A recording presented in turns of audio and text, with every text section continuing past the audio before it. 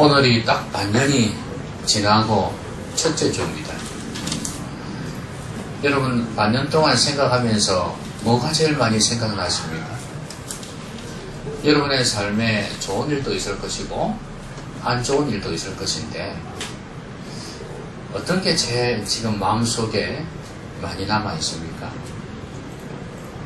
여러분의 마음을 뒤숭숭하게 만들고 혼란스럽게 만드는 일이 더 큽니까? 아니면 시원한 느낌, 평안한 느낌이 더 큽니까? 어느 것이 여러분의 마음을 사로잡고 있나요? 아마도 오늘 매출감사주일은 이제 반년 동안 지켜주신 하나님의 은혜에 감사하는 날인데 아마도 여러분들이 이런 생각할 겁니다. 지금 내 마음이 이렇게 힘든 걸 보니까 내 마음이 이렇게 괴로운 걸 보니까 오늘 감사하기는 틀려서 그런 생각할 수도 있죠. 지금 내 마음이 이런데 어떻게 감사를 해? 근데 반대로 좀 기분 좋은 일이 있다거나 행복을 느끼고 있는 사람이라면 또 마음의 평안을 느끼고 있는 사람이라면 그래 내가 감사를 오늘 제대로 할 수 있겠구나 이 생각을 할 겁니다.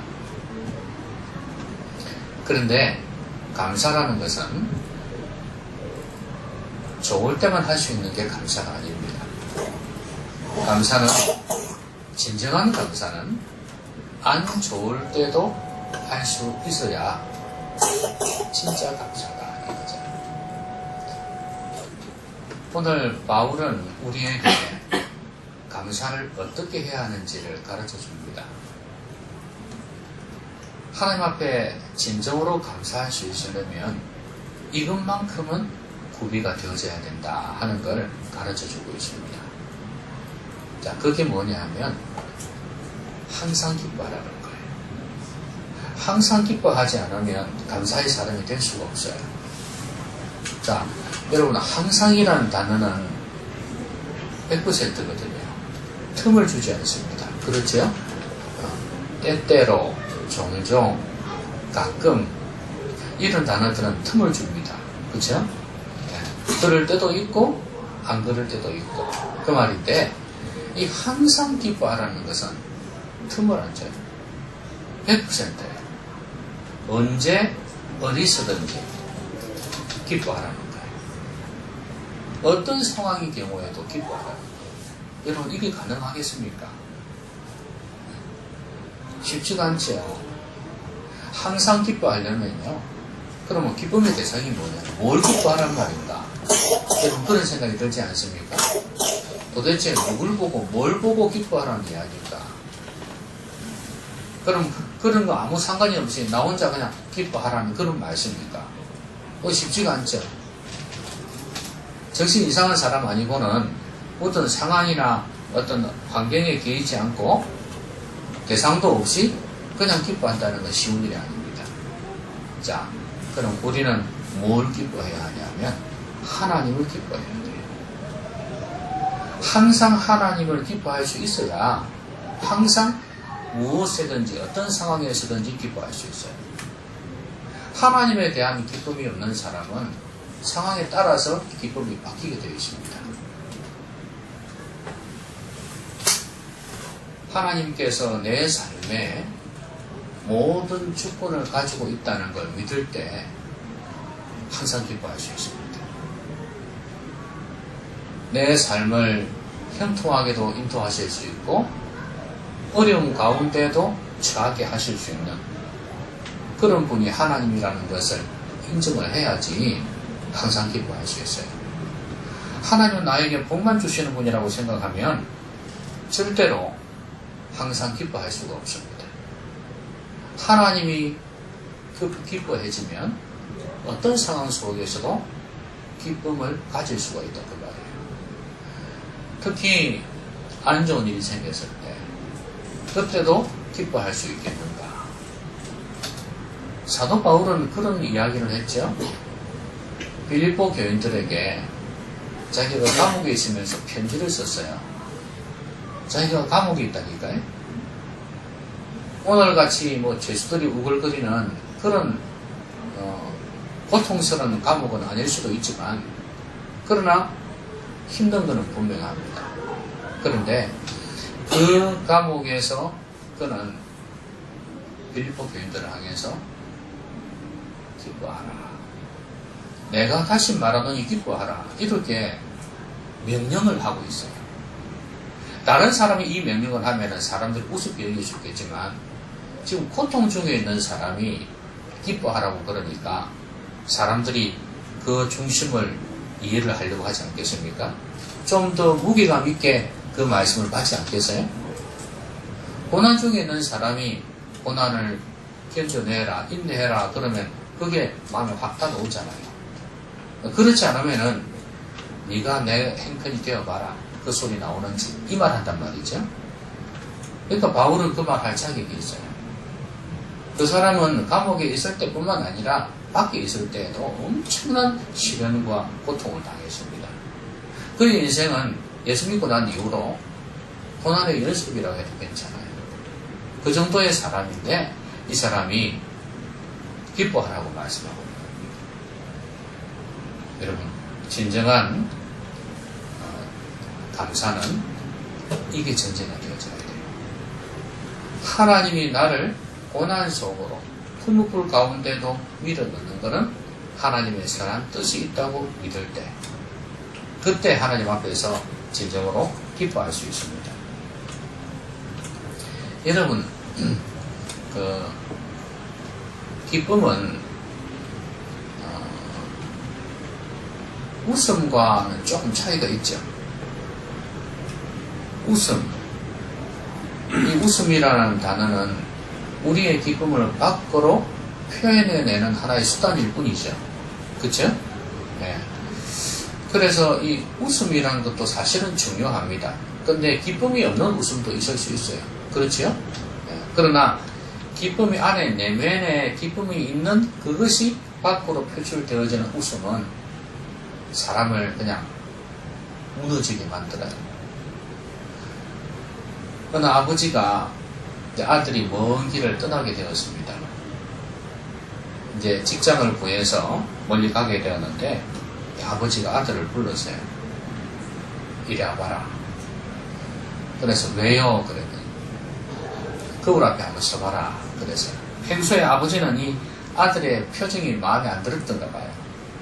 거울을 한번 봐라. 그러니까 네 모습이 어떠냐? 별로 좋아 보이지는 않는데요. 그걸 늘 찌푸리고 있는 거예요. 그래서 왜 그러냐? 제가 얼굴 인상 쓰고 있으니까 거울에서 어디 보이는 거죠 뭐. 그렇게 이제 이야기를 하는 거예요. 그래서 그렇지. 그럼 너가 저 거울에 있는 저 모습이 환한 웃음을 가진 모습이 되려면 어떻게 해야 되겠냐? 내가 웃으면 되지 않습니까? 그래 맞다. 네가 어디를 가든지 요거는 기억해라. 너가 만나는 사람마다 거울이라고 생각해라. 너가 인상을 찌푸리고 있으면 그 사람부터 인상을 찌푸릴 거다. 근데 너가 항상 웃고 있으면 그 사람들도 너에 대해서 웃음을 표현할 거다. 요 이야기를 해준 거예요. 이게 너의 인생에 있어서 엄청나게 중요하니까 이거 하나 꼭 명심하고 가라. 사람이 얼굴 표정이 늘 웃음이 있으면 그것만으로도 성공할 수 있다. 이런 충고를 아들에게 해준 거예요. 물론 이제 그 미소라는 것이, 웃음이라는 것이 반드시 이 내면의 기쁨을 표현한 건 아닐 수도 있습니다. 뭐 처세에 있어서는 그게 중요하겠지요. 그러나 저는 예수님을 믿는 사람으로서 영혼 안에 기쁨이 있고 그로 인해서 표현되어지는 기쁨, 그것이 어떤 종류든 간에 그것은 분명히 영향력이 있을 것이다 그 말이죠. 다른 사람들에게 엄청난 도전을 줄 수 있을 것이라는 거죠. 그 사람들이 도대체 저렇게 힘들고 어려운 가운데에서도 뭐가 있길래 저렇게 기쁨이 있을 수 있을까? 저 얼굴을 보면은 내면적으로 볼 때 내면에서 풍겨 나오는 평강이 있다. 뭐 때문에 그럴까 하는 그런 생각을 할 수 있을 거란 말이죠. 그런 걸 보여주는 게 성도다 그 말이죠. 항상 기뻐하는 것은 하나님께서 나와 함께 하시기 때문입니다. 하나님의 주권을 인정하는 겁니다. 여러분, 욥이 엄청난 부자였잖아요. 그렇죠? 욥이 누구냐고요? 아시아에서 진짜 부자입니다. 어느 나라 사람이냐고요? 홍콩이냐고요? 중국이냐고요? 그런 지금 현재 인물이 아니고요. 성경에 나오는 인물입니다. 아마도 창세기 쪽에 아주 옛날 사람이에요. 그러니까 그 옛날 사람인데 목축을 했죠, 이 사람이. 그리고 이걸 통해서 돈을 엄청나게 많이 번 사람이에요.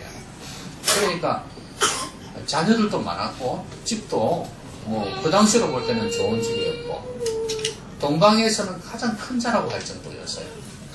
자, 이런 사람인데 마귀가 사탄이 와서 하나님, 저 욥은 신앙생활 잘하는 게 저 부자니까 잘 먹고 잘 사니까 저런 거 아닙니까? 한번 뺏어가 보세요.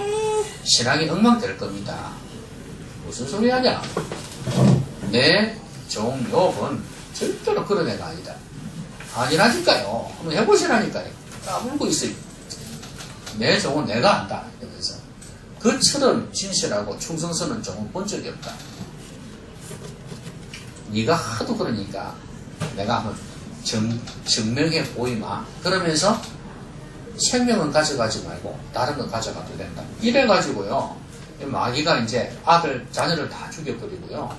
그 다음에 집도 다 엉망이 되고 무너지고 뭐 소떼, 양떼 이런 거 짐승도 있지 않습니까? 엉망이 되어져 버렸어요.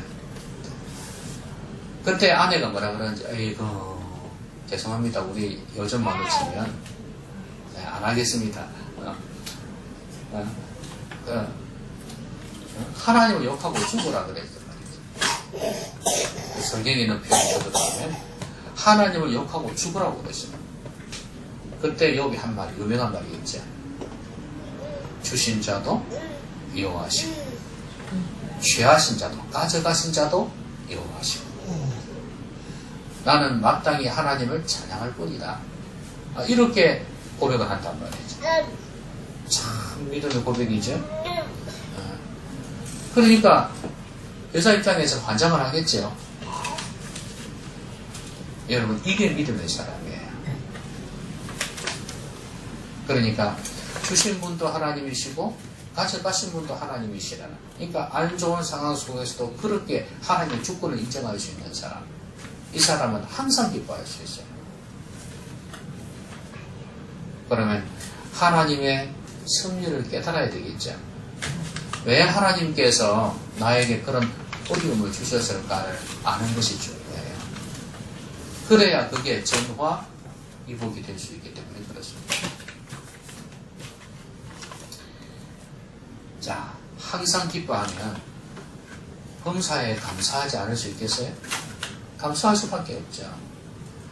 하나님을 기뻐하는데 내 안에 하나님이 함께 하시는 그 기쁨이 있는데 감사가 안 나오겠냐 그 말이죠. 당연히 나오게 돼 있어요. 자, 그 다음에 두 번째로 뭐 하라 그랬냐면 쉬지 말고 기도하라 그랬습니다. 여러분, 쉬지 말고 기도하라는 건 여러분 다 아시듯이 숨도 쉬지 말고 기도하라 그런 말은 아니잖아요. 그렇죠? 뭡니까? 항상 언제 어디서든지 기도의 삶을 살아라. 기도의 사람이 되어라. 그 말씀 아니겠어요? 그런데 여러분, 기도하면 뭐가 좋습니까? 기도 그러는데 기도하면 뭐가 좋습니까? 예? 기도하면 뭐가 좋아요? 뭐 하라고 기도하라고 그럽니까? 네. 그래서 기도 안 하시는구나. 마음이 뭐 하다고요? 마음이 안정이 된다. 뭐 그런 효과도 있겠죠. 뭐 그거는 하나님 앞에 안 해도 그래 안 되겠습니까? 절에 가서 좀 돌부처를 보고 뭐 빌어도 마음에 평안이 있지 않겠습니까? 자기는 가짜로 믿든 진짜로 믿는다 하니까. 무언가 나에게 그 하나님께서 주셔야지 되는 거 아닙니까? 그죠? 마음의 평안이 올 때는 내 정신적인 어떤 효과 때문이 아니고요. 하나님께서 나에게 주시는 게 있어야지 마음의 평안이 될 수가 있어요. 그게 뭐냐 하면 바로 성령입니다. 기도하면 우리에게 성령의 충만함을 주셔요. 여러분, 성령은 하나님의 영이죠. 하나님의 영이 우리 가운데 임하면요, 우리 가운데 하나님으로부터 좋은 것을 받을 수 있게 되어 있습니다.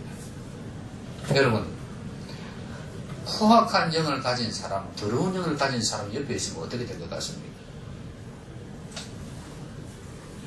포악한 영혼, 더러운 영혼을 가진 사람이 옆에 있으면 그 영향을 받습니다.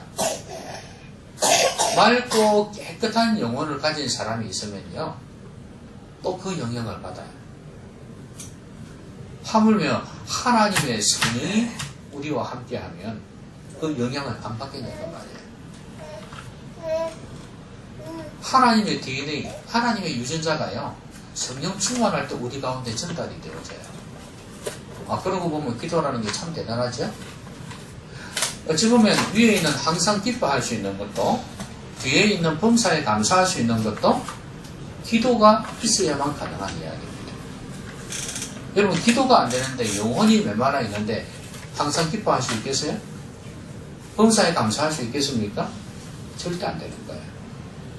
그러니까 하나님 앞에서 쉬지 말고 기도하는 것이 이렇게 중요하다는 거예요.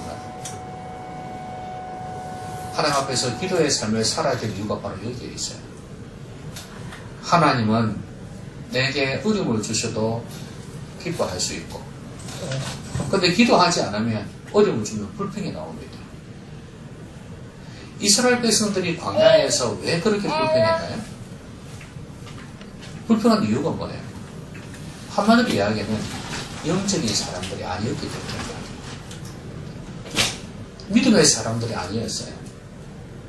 그래서 좋은 일이 생기면 입이 벌어지는데 안 좋은 일이 생기면 불평과 원망투성이에요. 여러분, 기도를 통해서 여러분의 영혼을 은혜로 적셔야 됩니다. 그래야 덜 예민해지고 덜 불평스럽고 더욱 감사하게 되어 있습니다.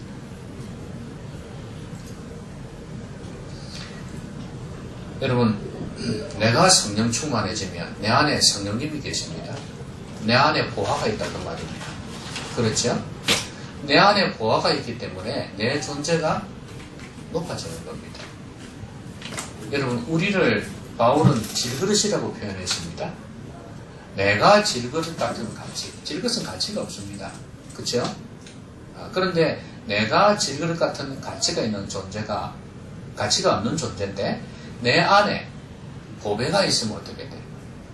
나는 금을, 다이아몬드를 감싸고 있는 가치 있는 존재가 된다고 합니다. 그럼 내 안에 예수님이 있으니까 나는 존귀한 자 아닙니까? 내 안에 성령 충만해지면 성령님이 내 안에 계시기 때문에 내가 존귀한 자가 되는 거예요. 이렇게 존귀한 자, 내가 가치 있는 존재가 되도록 만들어주는 것이 기도를 통해서 성령 충만해질 때 가능하다는 그 말이에요. 그러니까 하나님 앞에서 감사가 안 나오게 되는 말이에요. 여러분, 내가 가치가 있으면, 내가 가치스럽게 여겨지면 내가 가지고 있는 것, 내가 소유하는 것도 가치 있게 여겨집니다. 여러분, 차를 타고 가는데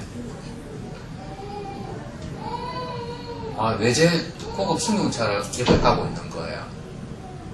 그런데 문을 탁 열어보니 저쪽도 문을 탁 여는 거예요.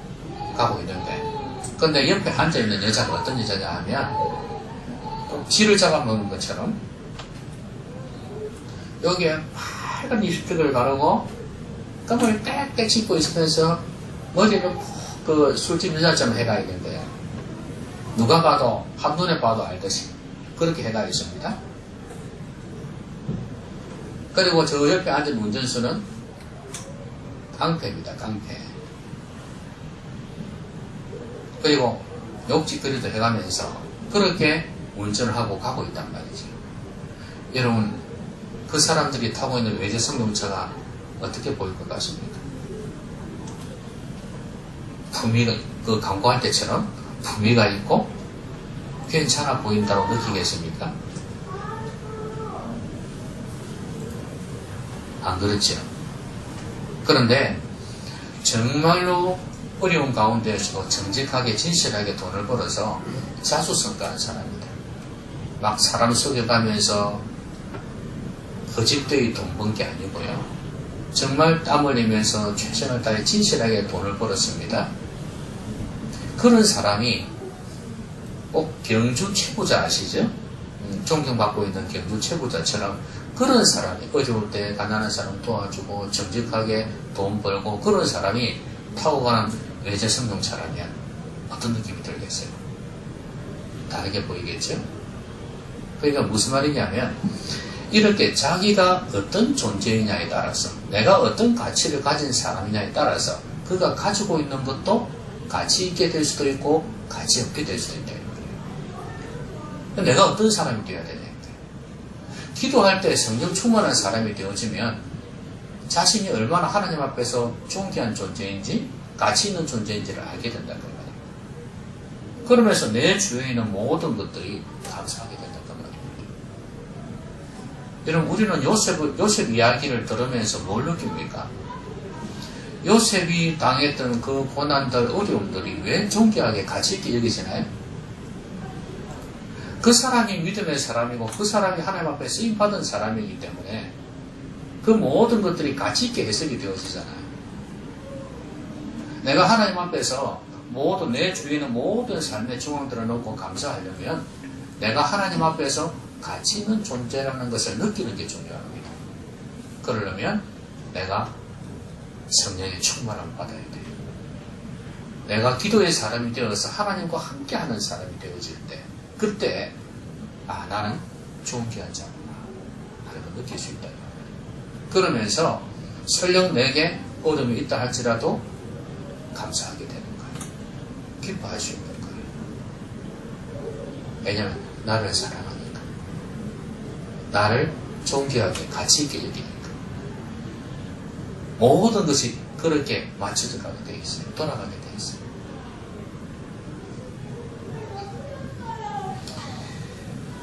마지막으로 범사에 감사하라고 그랬죠. 범사라는 단어는 모든 일 아닙니까? 그럼 모든 일에 감사해라. 그렇게 말씀하는데 아까도 말씀드렸듯이 환난 중에도 감사하는 말씀 아니겠어요? 고난 중에도 감사하라는 겁니다. 조지 마테슨이라는 맹인 선교사가 있습니다. 어느 책에 그게 나와 있던데 이 사람이 맹인인데 하나님 앞에 자신이 맹인이니까 얼마나 좀 불평스러운 게 많았겠습니까? 그죠? 고통스러운 게 많았겠어요. 걸어갈 때, 대화할 때 힘든 게 한두 개가 아닐 건데 이 사람의 그 기도문을 보니까 이런 기도의 내용이 있어요. 뭐냐면 회개기도예요. 회개기도. 하나님, 그동안 저는 내 삶에 어려움이 있는 것에 대해서 너무 감사하지를 못했습니다. 좋은 걸 두고 하나님 앞에 감사는 했는데 어려운 고난이나 또 내가 맹인이기 때문에 당한 여러 가지 어려움들 많이 있을 거 아니에요. 그것 때문에 하나님 앞에 감사하지 못했습니다. 용서해 주십시오. 그러면서 내가 맹인이지만 내가 맹인이기 때문에 가질 수 있는 그 놀라운 은혜들이 있는데 그걸 너무 감사하지 못했다는 거예요. 그러면서 앞으로는 이런 안 좋은 일이라 할지라도 감사하면서 살 수 있도록 해달라고 하는 그런 간청의 기도예요. 우리가 범사에 감사하려면 안 좋은 일이 어떻게 좋은 일이 될 수 있는지를 중요합니다. 여러분, 실패가 없으면 하나님을 제대로 섬기기 힘들어요. 고난이 있고 어려움이 있고 실패가 있어 봐야지 하나님 귀한 줄을 압니다. 그리고 내 자신도 돌아보게 되고 하나님 앞에서 바른 믿음을 가질 수가 있어요. 그렇지 않으면 그야말로 오냐 키우면 아이 버릇 엉망되듯이 고난이 없으면 사생자라 그러지 않습니까? 앱이 없는 자식. 그렇게 되어지면 정말 잘못된 길로 갈 가능성이 많습니다. 그러니까 하나님 앞에서 어떤 어려움도 감사할 수 있는 사람이 되어야 돼요. 이 감사도 습관입니다. 이런 재미있는 이야기가 있습니다. 두 나라가 있었어요. 한 나라는 감사 나라예요. 또 한 나라는 불평 나라입니다. 자, 그래서 이제 불평 나라에서 그 감사 나라로 전도가 유망한 젊은이를 유학을 보냈어요. 그래서 이제 이 불평 나라에서 감사 나라로 보냈는데 이 사람이 이제 한 2년 유학을 마치고 돌아왔습니다. 그래서 이제 보낼 때는 많은 걸 배우고 돌아오라 이래서 이제 보냈거든요. 그래서 이제 돌아왔길래 이제 사람들이 막 모였습니다. 그래, 좋은 거 배우고 하냐? 그러면서 이제 막 질문을 합니다. 이 사람 와서 하는 말이 뭔 줄 압니까? 아유, 2년 동안 너무 힘들었어요. 그러면서 왜? 그럽니다. 아니, 세상에 이 사람들은요, 뭐, 누워도 감사하고, 일어나도 감사하고, 이래도 감사, 저래도 감사, 계속 감사만 하는 거예요. 얼마나 짜증나는지. 아유, 제가 2년 동안 죽다가 살았습니다. 왜 그렇게 감사투성인지 몰라요. 그러면서 2년 동안 너무 힘들었다고 불평을 하고 말을 꺼내줬습니다. 여러분, 별 희한한 것도 불평거리가 된다는 거예요. 감사하는 것도 불평거리가 되는 거예요. 근데 이제 반대로 감사나라에서 불평나라로 역시 유학을 간 청년이 있었습니다. 역시 2년 마치고 돌아왔습니다. 물어봤습니다. 그래, 많이 배우고 왔냐? 그랬더니, 아, 그럼요. 그러면서, 뭐, 어떻게 배웠는데? 그러니까, 이 친구가 하는 말이, 제가 불평나라에 가보니까요. 아, 이 사람들이요. 이래도 불평, 저래도 불평투성이에요. 근데, 이 사람들은 마음에 평안도 없고요. 얼굴에 기쁨도 없어요.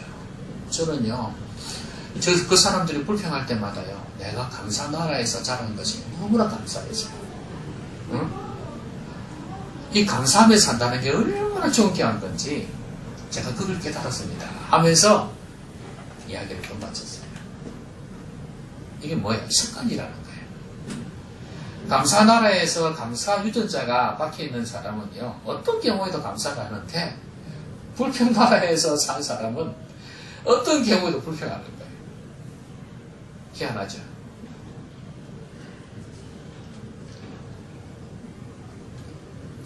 여러분들은 무엇에 감사하나요? 옛날에 어떤 다큐멘터리인가 어딘가 뭔가 있었는데 감사운동이라는 게 있는가 봐요.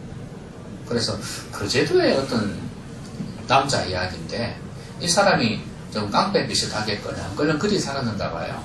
마누라 애먹이고 가정을 잘 안 돌아보고 막 그런 남자였는가 봐요. 근데 이 사람이 이 감사운동을 접하고 난 뒤에 이건 하나님에 대한 감사 그런 차원과 좀 달라요. 일반 감사운동이에요. 근데 이 사람이 이제 그 공책에 적는 게 있는가 봐요. 감사 제목을 적어요. 뭐 아내한테 아내 뭐가 감사하고 뭐가 감사하고 아이들한테 뭐가 감사하고 이게 다 적는가 봐요. 계속 적어나가는 거예요. 직장에서 뭐가 감사하고 다 적는 거예요. 적어나가는 거예요. 그러면서 이제 별것 아닌 것도 감사하는 거죠. 근데 감사를 자꾸 하다 보니까 이 사람이 진짜 감사가 되더라는 거예요. 처음에는 숙제한다고 했는데 진짜 감사하는 사람이 되더라는 거예요. 그러면 이 사람이 바뀌어진 거예요.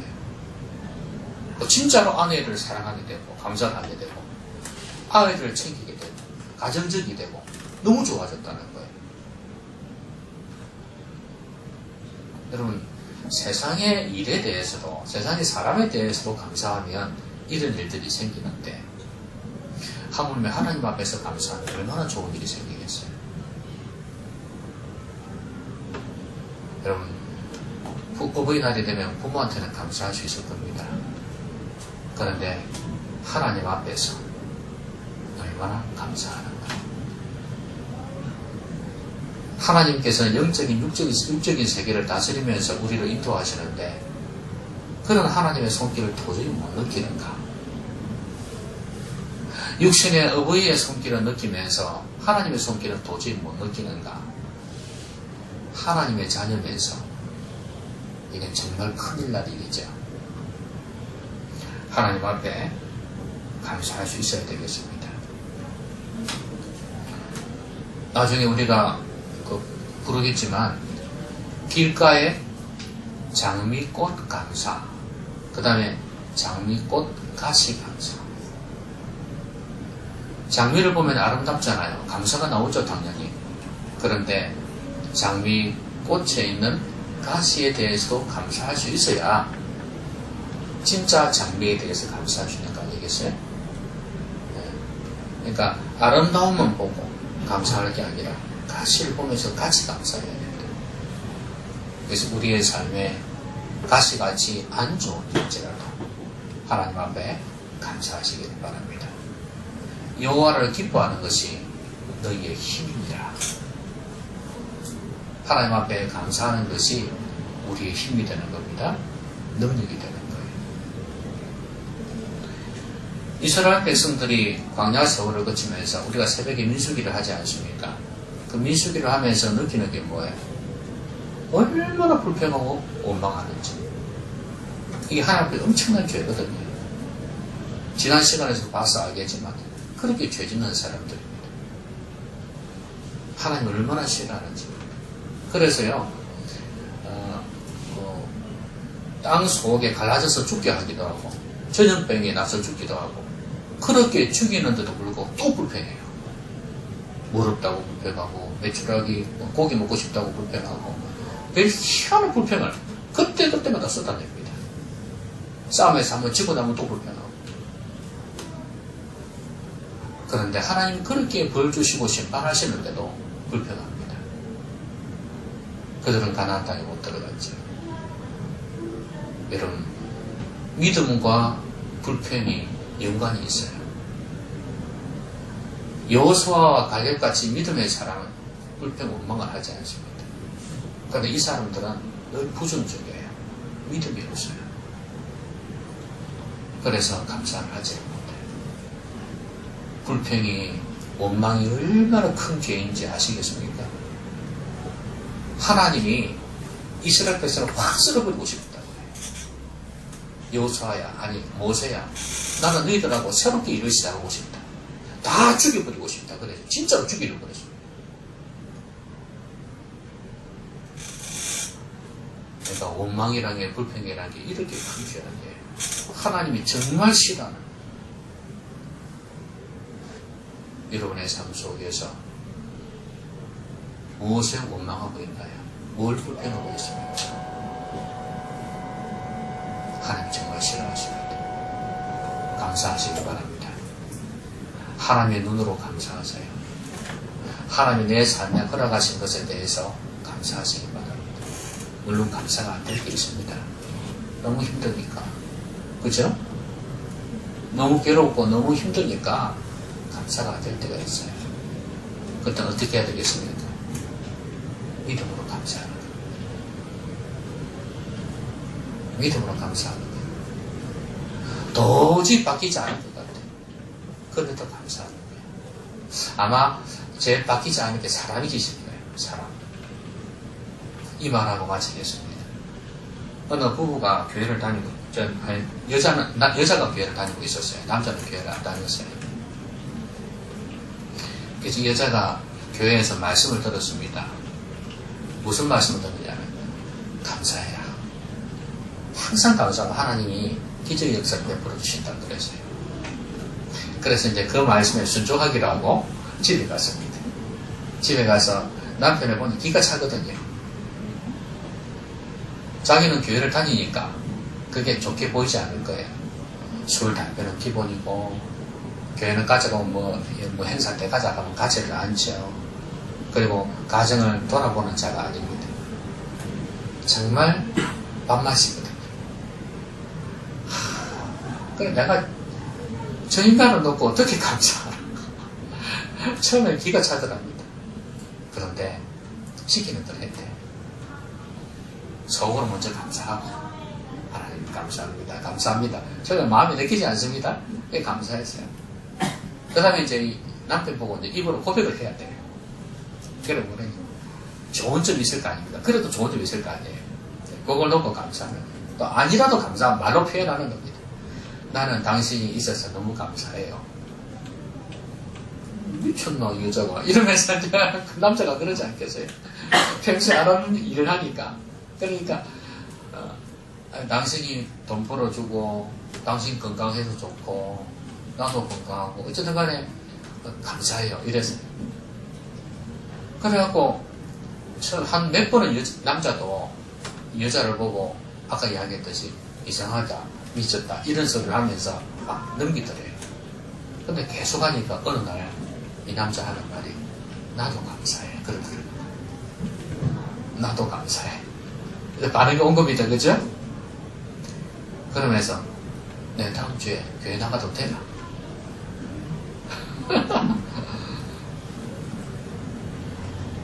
참 감사하는 게 이렇게 힘이 있습니다. 그죠?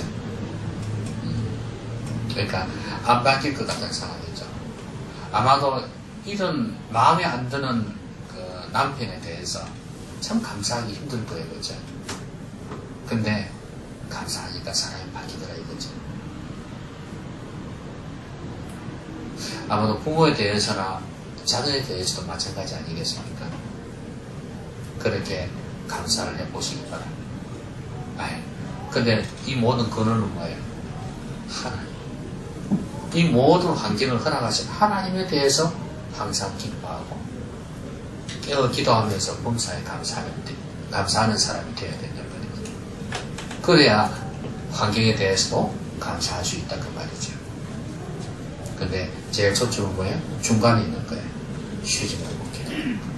저는 이게 제일 초점이라고 봐요.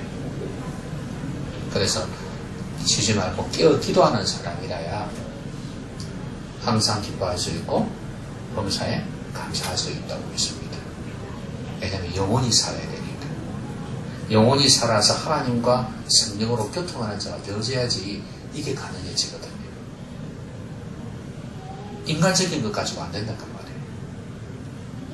여러분 쉬지 말고 기도하셔서 항상 기뻐하고 범사에 감사하셔서 이 감사의 기적, 감사의 능력을 꼭 여러분의 삶 속에서 체험하시기를 주의 이름으로 기원합니다. 기원합니다. 기원합니다. 우리 같이 한번 기도하십시오.